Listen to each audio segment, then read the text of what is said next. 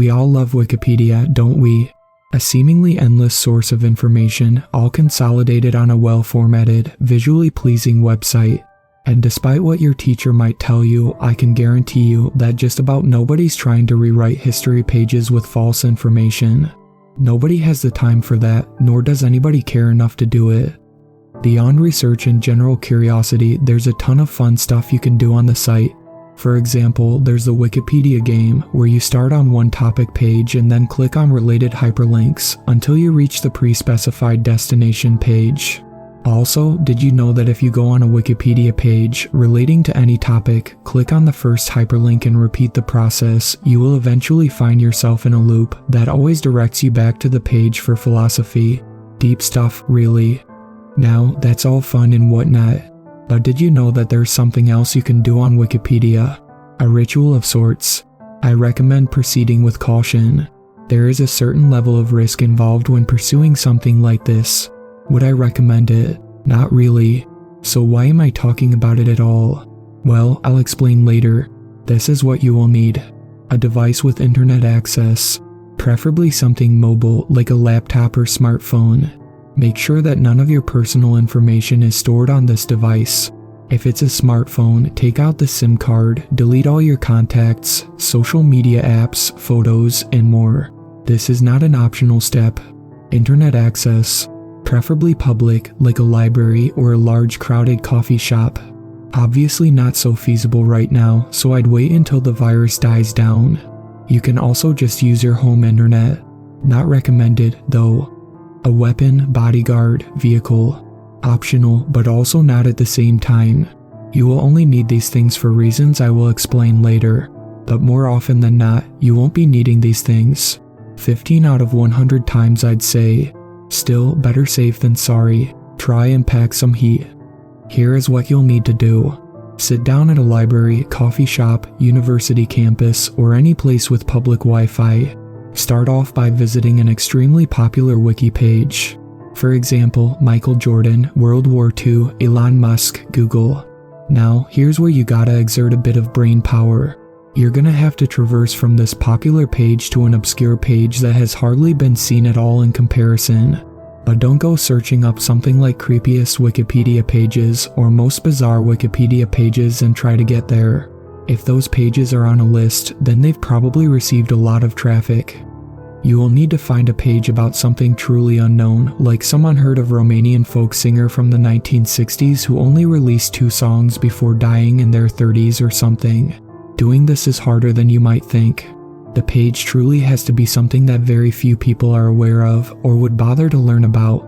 Once you've found a page that you deem suitably obscure and unseen, you'll have to click on the Wikipedia homepage, find another popular topic and repeat the process.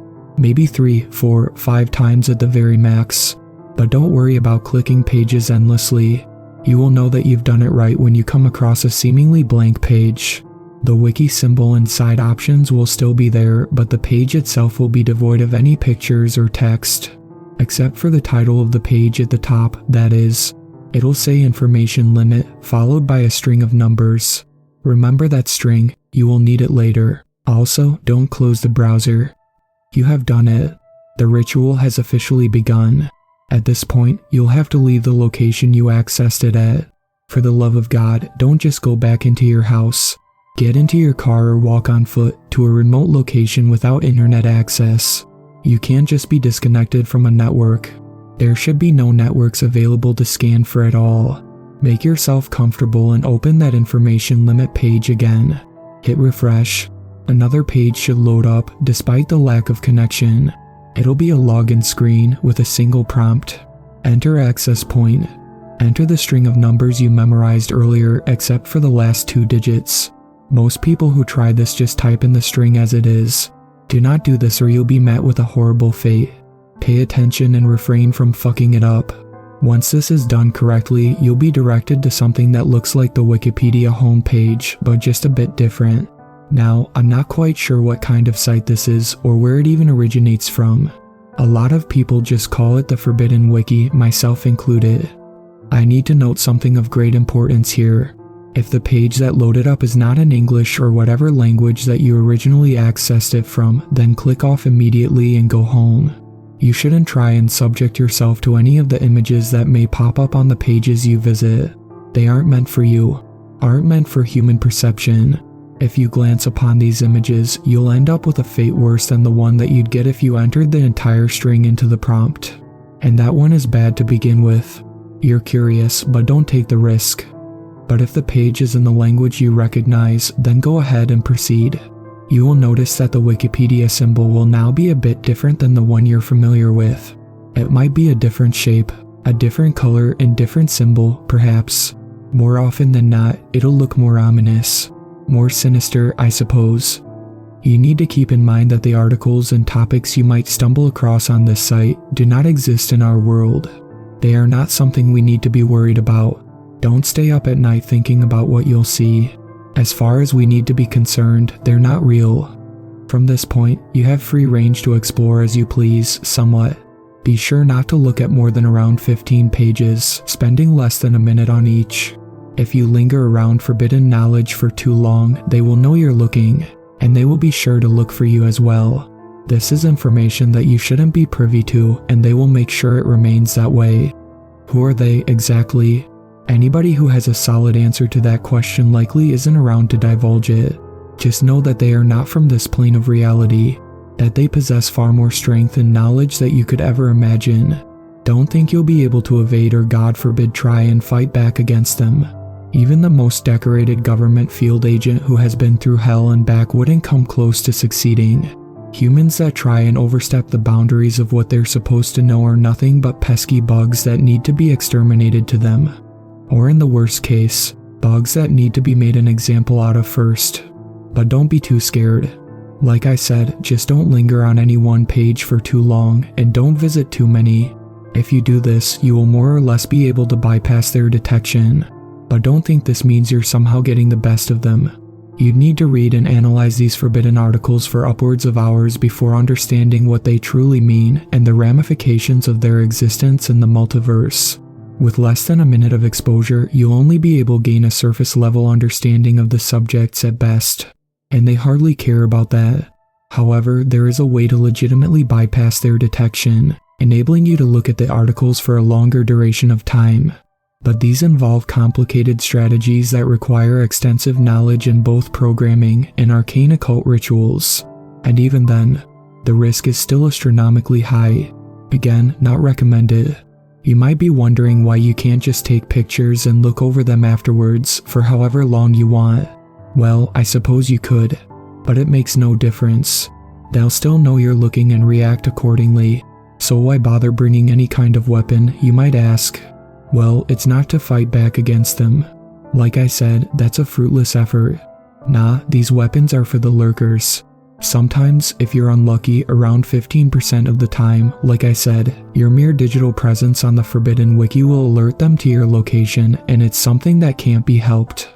But even though the lurkers aren't in any way affiliated with them, they do have comparable goals. They don't want you looking at that information either.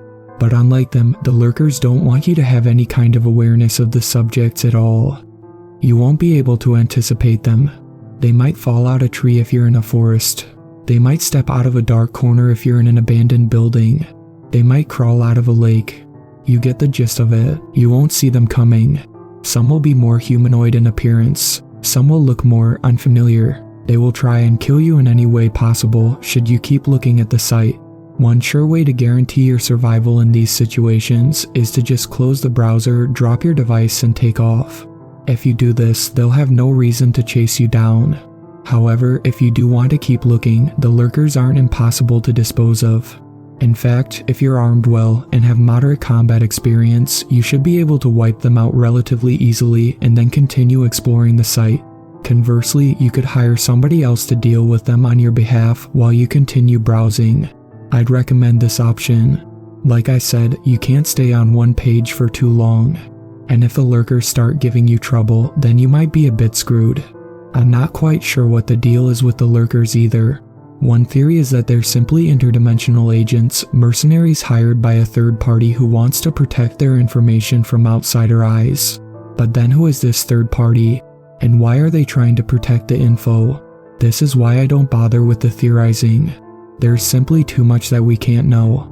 Well, now that that's all out of the way, let me tell about some of the pages I've come across on the Forbidden Wiki. Keep in mind that I had under a minute to glance over these, and despite having a fairly good memory, I will only be able to describe so much. The Great Lakes Incident. The Great Lakes Incident was a naval battle that took place across all 5 Great Lakes on the Canadian-US border from 2007 to 2011. Reports about a mysterious ship rising out of the water alerted Canadian authorities in late 2010. The belligerents were of an unusual nature, able to withstand conventional weaponry, possessing multiple heads, considered in between amphibian and humanoid, finally resolved using firebombs and chemical weapons. Inhabitants of the Bermuda Triangle.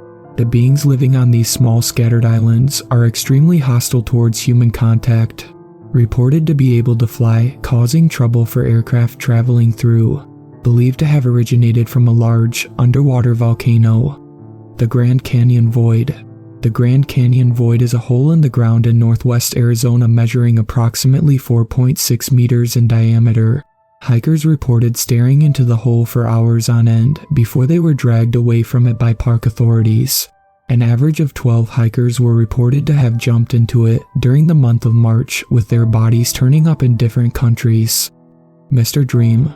Mr. Dream is an Australian DJ from Perth. His self-proclaimed style is known as Infernal Trance.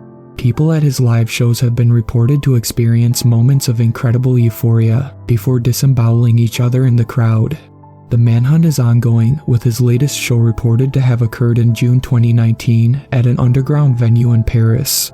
The Aykroyd Mansion. The Aykroyd Mansion is a large estate located on the outskirts of Houston, Texas, belonging to the Aykroyd family, famously known for being the founding members of the cult known as the Dawn of the Collapsing Moon.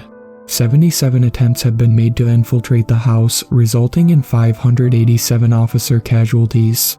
Only one known member of the Aykroyd family has been neutralized. The members are known to conduct rituals involving biological transformations of the human body. These creatures react in accordance with lunar cycles, exhibiting the most violent tendencies when the moon appears early in its first quarter. Channel 51 News. Channel 51 News is a controversial news station that broadcasts on Channel 51 between 3 and 4 a.m. The reports presented on the program have been considered nonsensical and disturbing to the viewers watching. Sometimes the hosts have reported incidents that have not occurred up until that point, only for these incidents to transpire 1 week after, as was the case with the Tokyo Massacre. The location the channel broadcasts out of remains impossible to pinpoint. As hard as it may be to believe, these are some examples of the more normal pages on the wiki. Some of the other ones I've seen are downright fucked. The Man Inside Your Head. The man inside your head is an arcane entity that exists within your subconscious. His intentions are malicious, and a good portion of your mental capacity is used to suppress him from escaping at any given time. Don't let him escape. Eye in the Sky. The eye in the sky is a large eye measuring approximately 4,400 meters in diameter that appears in the sky every so often, usually during violent storms. When it appears, it is advised not to look at it under any circumstances. The only exception to this rule is for those who have been forsaken and absolutely need to. You will know if you need to. The corner in your basement. The corner in your basement is that one dark spot in your basement tucked away in that far corner. No matter how much light you shine on it, it'll never illuminate, and you'll never know what's lurking within it. You better figure out what it is soon. The Snowstorm Angel. The Snowstorm Angel is that figure you see in your backyard during heavy snowstorms. You'll think your eyes are playing a trick on you and that your senses are somehow being distorted by the snowfall, but make no mistake. People often assume its nature to be benevolent, given its name. That assumption is incorrect. These kinds of articles were always shorter in length. In fact, what I described above pretty much represented the entirety of the text. These articles all included pictures as well. I regret ever looking at any of them. You might be wondering why I'm telling you about the Forbidden Wiki at all, along with how to get there. As contradictory as it may seem, this is a precautionary tale. Most people will read this and believe it to be fake, or simply lack the time, energy, or motivation to go through with it. Good, Be one of those people. But then there's the people who don't fit that bill. The thrill seekers, so to speak. These are the ones who will look for it no matter what. Eventually they'll find another set of instructions written by somebody else, but one that might not include a proper warning. One that doesn't tell the whole story. I am here to give you that warning. Don't do this. I thought I was safe just browsing around. I followed all the rules. I hired hitmen off the dark web to accompany me in case the lurkers showed up. I always made sure to not overstay my welcome on any of the pages in order to keep myself hidden from them. In reality, the Forbidden Wiki is a strange and complicated place. You may think that you've experienced enough and that you've figured out all of its tricks, but don't underestimate it. We were never meant to lay our eyes on something like this. I stumbled upon a particular page the last time I paid a visit to the site. This was the page that ruined everything. The title was simply a phone number that contained my area code. Here was the description. I remember this one verbatim. 530-867-5309 is a number that will be calling you in a few days. You are obligated to answer his call and follow his instructions. If you refuse, he will come to you. You will only have 2 chances. Here's the thing. I live in an apartment, so I don't have a basement. I am pretty sure there's no demonic entity living inside my head. I have never seen a giant eye in the sky. I am in the south, so snowfall is rare and sparse at best. Up until a point, the shit I've seen on the wiki had been 100% separate and disconnected from my real life. I really thought I had no cause for concern. But I did get a call from a number I really hoped I wouldn't see again. I let it ring through without picking up. One last chance.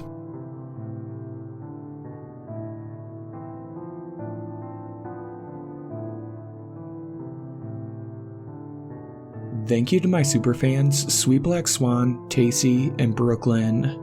I really appreciate you guys supporting my channel, and I look forward to making more content for everyone.